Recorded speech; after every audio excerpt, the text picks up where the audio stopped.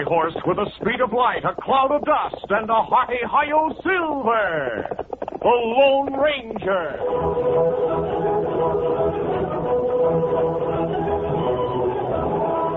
With his faithful Indian companion Tonto, the daring and resourceful masked rider of the plains led the fight for law and order in the early western United States. Nowhere in the pages of history can one find a greater champion of justice. Return with us now to those thrilling days of yesteryear. From out of the past come the thundering hoofbeats of the great horse Silver. The Lone Ranger rides again. Come on, Silver. Let's go, big fella. Hi-yo, Silver.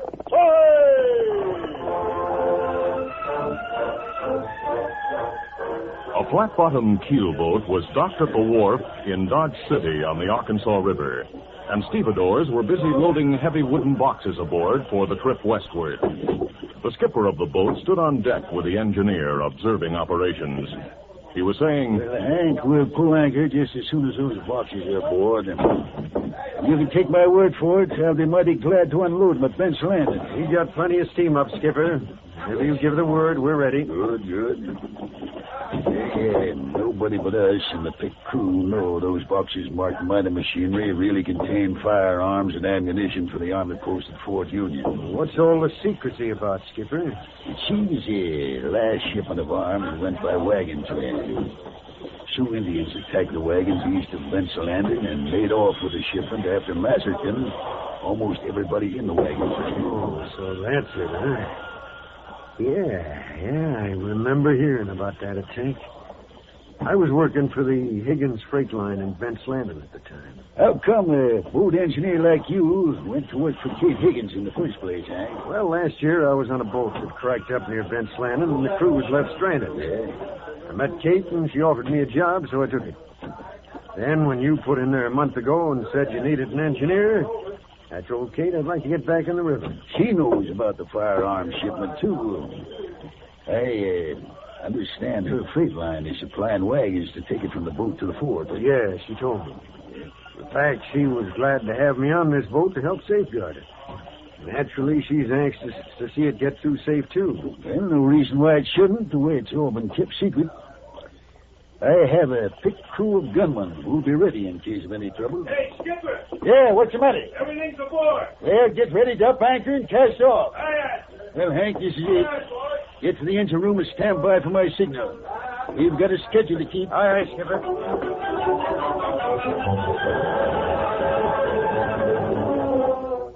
The commandant at Fort Union paced the floor in front of his aide, Captain Jones, as he spoke determinedly. Captain, this time there must be no slip-up. The shipment of arms and ammunition must get through. You say this time, Colonel Blake. I've been here only 2 months, and I know nothing about any other shipment previous to the one we're expecting. True. I'd forgotten. 3 months ago, just before you were transferred here, a shipment was sent from the east by wagon train. Some miles east of here, the train was attacked by Indians. Sioux. The shipment was lost? Yes. The few who survived the attack testified that several white men wearing masks rode with the Indians. They all got away? That's right. I'm convinced the leader of that gang learned of the shipment and got help from the Sioux. Do you fear an attack on the next shipment, sir? The next shipment is coming by Keelboat. Keelboat? I'm not familiar with the term. It's a large, flat-bottomed, engine-powered boat used for traveling shallow rivers. Oh. The Keelboat will bring the shipment of arms and ammunition up the Arkansas River, as far as Bench Landing. You'll be there with a company of troopers to escort the wagons, which will bring the shipment here. Yes, sir. I'm sure there'll be no trouble between Bench Landing and here, Colonel. The plans for transporting that shipment have been carefully made, Captain. There should be no trouble at all. What about the wagons you spoke of to bring the boat's cargo from Bench Landing? Now, they've been arranged for. You see, there's to be a hand-picked crew of 10 men aboard the Keelboat. All of them expert gunmen. Kate Higgins, a widow who runs the freight line out of Bench Landing to Santa Fe, will supply the wagons. She's been advised of the approximate time of the boat's arrival. If the news of that shipment reaches the gang who worked with the Sioux... Impossible, Captain. The utmost secrecy has been observed. Only those aboard the boat and Kate Higgins know what the cargo is. She's as anxious as we are to see it get through safely. because she'll be well paid for the use of her wagons. When is the keelboat expected, sir? Day after tomorrow. You will leave with the troopers in the morning for Bent's Landing. I understand, Colonel. I'll have the company ready to ride on time.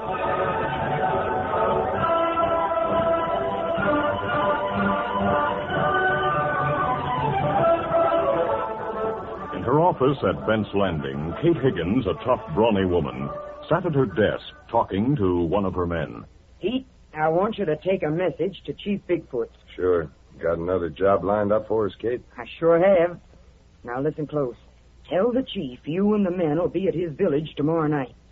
He's to have about 50 braves ready to ride with you down along the river. What for? To attack a keelboat called the Jumbo. How we get aboard? It'll be docked at the abandoned wharf at Big Oaks, about 20 miles east of Bent's Landing. How can you be sure of that? You ought to know me by now, Pete. I make sure of things like that. But if the boat doesn't stop there... It will. The engineer on the Jumbo is one of my men. Oh. He'll see to it that there's engine trouble, so it'll have to stop. What's aboard? Some of the usual cargo of eastern goods for trading purposes. That'll go to the Sioux for their help. Sure, but what are you after, Kate? A big shipment of arms and ammunition that also is aboard. It's listed as mining machinery. Now, after the crew is done for, see that the shipment is removed and hidden in the abandoned mine tunnel at Big Oaks. Then set a charge of blasting powder in the engine room with a slow-burning fuse attached. Cast the boat adrift. It'll explode in midstream, and no one will ever know what happened. Report here to me when it's over. You sure got it all figured out, Kate. But how do you know about the shipment? It's a big secret, Pete. But the Army told it to me. What? I'm the respectable Kate Higgins, freight line owner, remember? Yeah. And nobody's wise to the fact that you boss a gang of owlhoots. Reckon I got the 6th best gunman in these parts. Well, I got work to do. Get word to the chief, then tell the men what they're to do. I'll see you before you leave with the gang for the Sioux village tomorrow night. All right, Kate.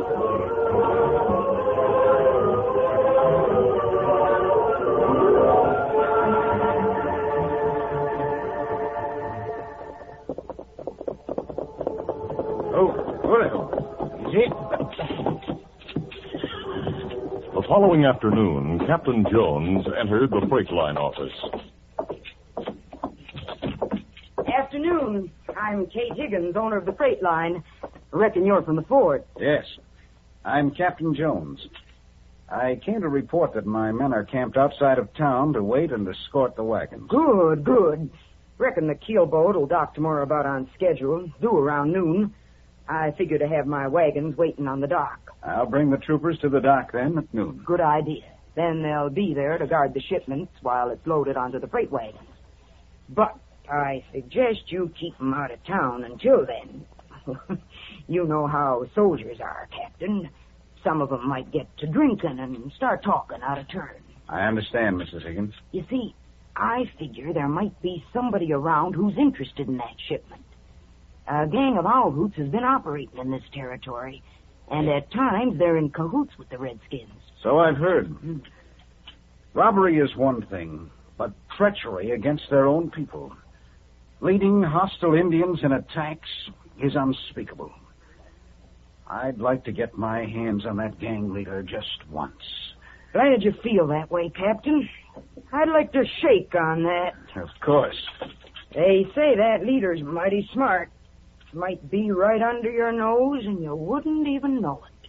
I understand he did have ways of learning about shipments in the past. Yep. Dab ratted shame the way those crooks rode with the Sioux and attacked the wagon train a while back. But I reckon they've been outsmarted this time. I hope so. I'll go back to camp now.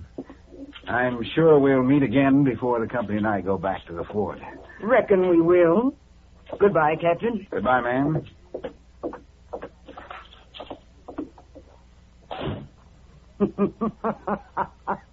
Man alive, he's sure in for a big surprise tomorrow.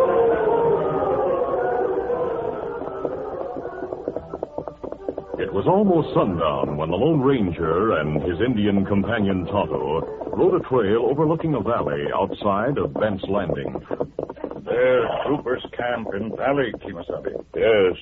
Colonel Blake said there'd be camp near Bent's Landing. You take letter from Colonel to Captain Jones right away? No, Tonto. They keep our presence here unknown for the time being. We'll camp long enough for me to disguise my features. Oh. Why you do that? Because I want to go into town tonight and look around. The colonel is still afraid something may happen to that shipment before it reaches Bent's Landing. His fears may be groundless, but until it arrives, we'll be alert for any indication that the outlaw gang is still around here. Come on, Silver. Get him up, Scout.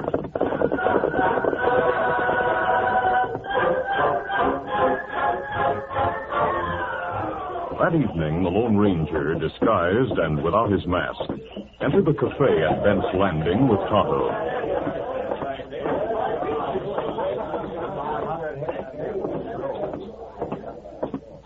The two men walked to the back and stood in the shadows, watching the crowd and listening to the jumbled conversations. Several men were playing cards at a nearby table.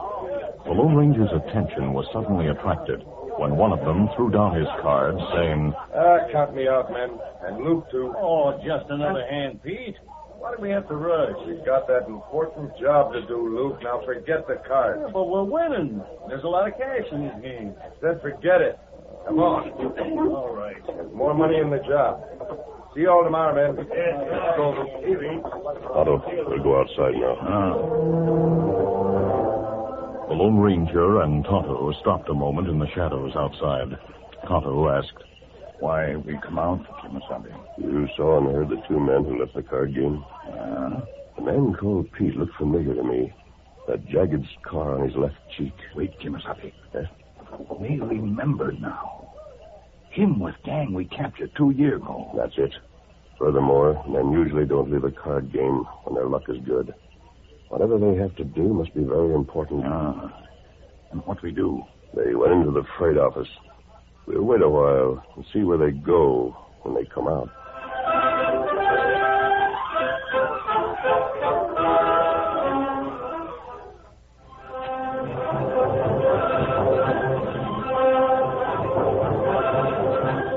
Now to continue. After waiting a short time, the Lone Ranger and Tonto heard several men leaving by the back door of the freight office next to the cafe.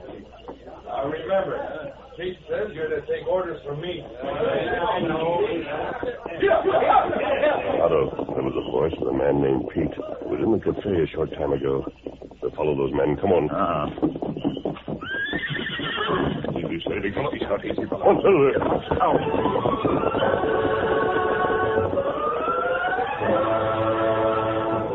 The gang headed eastward from Bent's Landing and into the hills, with the Lone Ranger and Tonto following at a discreet distance. An hour later, the masked man and Indian reached a ridge overlooking a moonlit valley. Riders go into village to sue Chief Bigfoot, Kimasabi. Yes.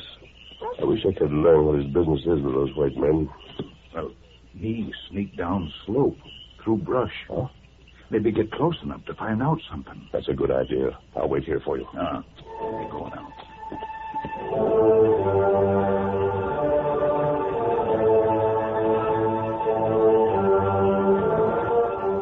After Tonto left, the Lone Ranger stood waiting and watching the activity in the Indian village below. The masked man failed to notice the sinister figure that slid from the shadows behind him and was startled when... Do not move. We have guns. Keep hands up. You turn round. All right. In the bright moonlight, the Lone Ranger saw a Sioux Indian in full war paint who glared at him with venomous eyes. You spy on Sioux and white friends. We take masked man to village. Give him to squaws, torture. Then him die. The Lone Ranger stared at the cruel face before him. He realized any move on his part would bring instant death. But he showed no fear as he stalled for time, saying, Why does Sioux Brave wear war paint when pale-faced friends come to see Chief? Me not talk to masked man. You come village. You move hands, you die. Quick.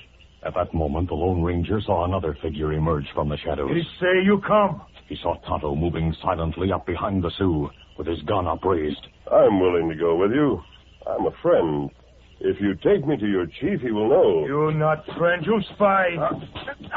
Good work, Tonto. He meant business. Me tie him up now. Did you find out anything? Me get close. Me hear white feller, Pete, talking to Chief Bigfoot. Him make strange talk. We'll leave so as to get there about dawn. Me have 50 braves. Ready to ride with pale-faced friends. All right, the jumbo will be waiting at the dock. After we get what we're after, the jumbo will disappear. You keep promises to Bigfoot. Sioux braves do what you want. Don't you worry. We'll keep our promises. White squaw leader always keeps her word. Good. You come this way. Bueno, Pico. That all me hear. Then go into hut with Chief. Me not savvy. Jumbo. White squaw leader. Him savvy. Well, I think I do. The keelboat bringing the army shipment is named the Jumbo. And those men went into the office of Keith Higgins before they rode here. Oh, that's right. Tonto, I'm sure they're going to attack the Jumbo. I'll stay here and trail them when they leave. You go to Bent's Landing. I'll give you the colonel's letter to give to the captain of the troopers. Tell him what's going on. He and his men can easily pick up the trail of the Indians from here. All right, here's the letter. Me go quick. Sit down. Easy, fella. Adios. Adios, Tonto. Get him up.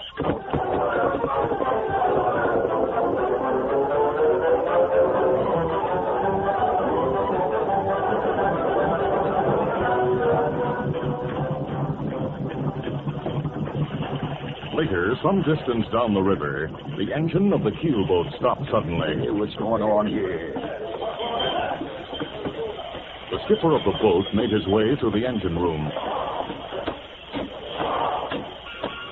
Hey, what in tarnation is the matter with the engine? Don't get excited, Skipper. I can get it to go long enough to put in at the Big Oaks Wharf, and we'll get to work and see what the trouble is. Well, all right. But you got to do a rush job. We're due at Bent's Landing today, and I want to get this cargo unloaded. Now, don't worry. You'll get it unloaded today. If you go back to the pilot house now, I'll get the engine going long enough to make the wharf. The way it's been acting, it'd be dangerous to risk going further without repairs. All right, get busy.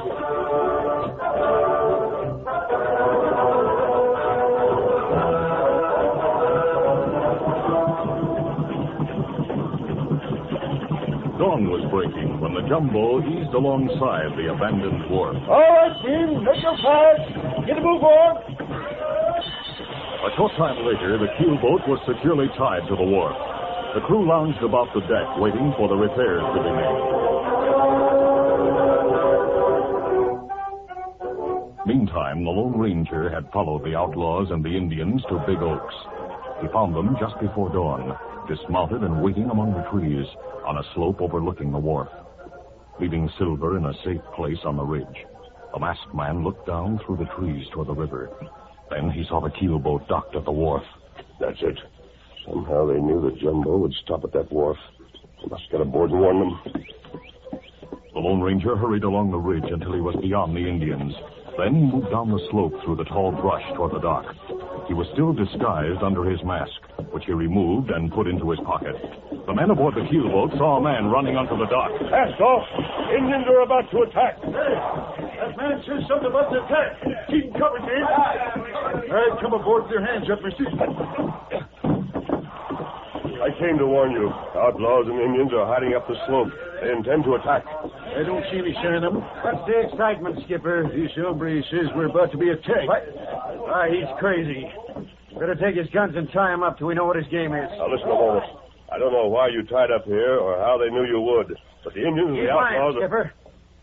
Tying up here was due to an accident. Nobody could have known about it. If you don't cast off right away, you'll lose your cargo and perhaps the lives of every man aboard. Like I say, he's loco. Maybe we better cast off just to be sure. The engine isn't working right yet. Well, you're the engineer. Why aren't you down there working on it? You suggested I put in at this wharf so as you could see what's the matter. So he suggested it, huh? Shut up. Skipper, by the time the sun's up, we'll be on our way. Don't listen to them. Take cover. Here they come. You told the truth. Hold it, Skipper. Gun at your back says you'll tell the crew to drop their guns. Drop your gun. Ow! My chronicles, that was mighty fast moving, mister. Tell your men to keep down and use their guns. Fight them off, Dean! Give it to them! I'll tie this man. It took but a moment to securely tie the engineer. Then the Lone Ranger joined the battle against the outlaws and Indians, who had dismounted near the wharf and were trying to get close enough to board the boat. I'm afraid we can't hold out, mister. There's too many of them. We'll keep trying. A friend of mine went for help. We must hold out until that help arrives. The far outnumbered crew fought desperately against the frenzied Sioux, who were urged on by the masked outlaws. The Lone Ranger led the fighting and moved quickly about the boat, encouraging and watching. Keep firing, men. Don't let them aboard. The wary Indians tried every trick to board the boat. Several of the crew were wounded, and many of the Sioux had fallen. They still pressed forward in large numbers. Mister, I'm afraid they're going to make it. We just can't hold out. Don't give up, Skipper. We'll fight to the finish. Bartender, if you feel like that, we'll show those redskins a thing or two. That's the spirit. By the great horse, fool, look. Troopers coming. Troopers rode down the slope and into the Indians and outlaws who were on foot. Many of them jumped into the river, trying to escape. But after a terrific battle, and after many on both sides fell killed or wounded, the Indians and outlaws were subdued. The boat and its valuable cargo were saved.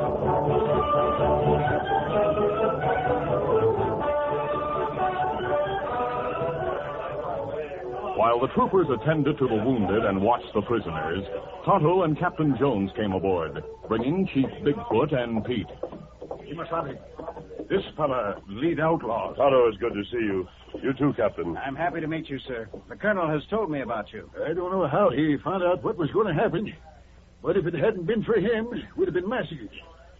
Our engineer must have been in with him. We got him tied up. It was well planned from the looks of things. Chief Bigfoot, don't you know you may hang for planning all this? Me not plan it. Paleface there. Fella called Pete, him make plans. Now, hold on. You can't put the blame on me.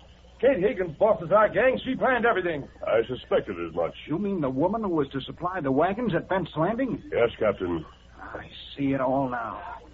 She knew about the Keelboat shipment. And the engineer must have been planted aboard by her. He was a new man. He faked the breakdown, I'm sure of that now, and had us put in here. There, the assistant engineer will take us on to Bent's Landing. We'll pick up Kate Higgins and turn her over to the sheriff when we reach town. Good. How do I? Left Silver up on the ridge.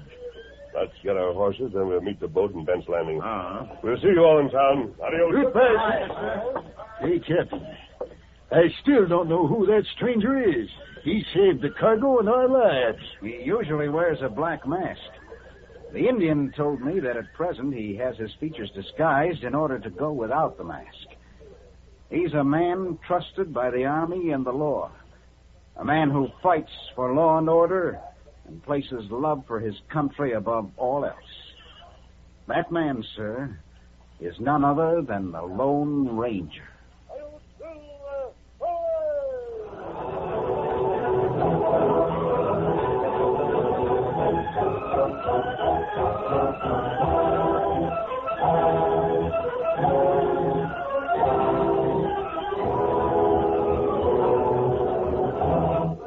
This is a feature of the Lone Ranger Incorporated, created by George W. Trendle, produced by Trendle Campbell Muir Incorporated, directed by Fred Flowerday, and edited by Fran Stryker.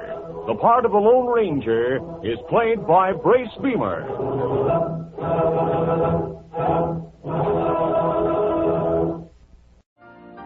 You've been listening to the OTR Gold Network. Find more classic radio at otrgold.com.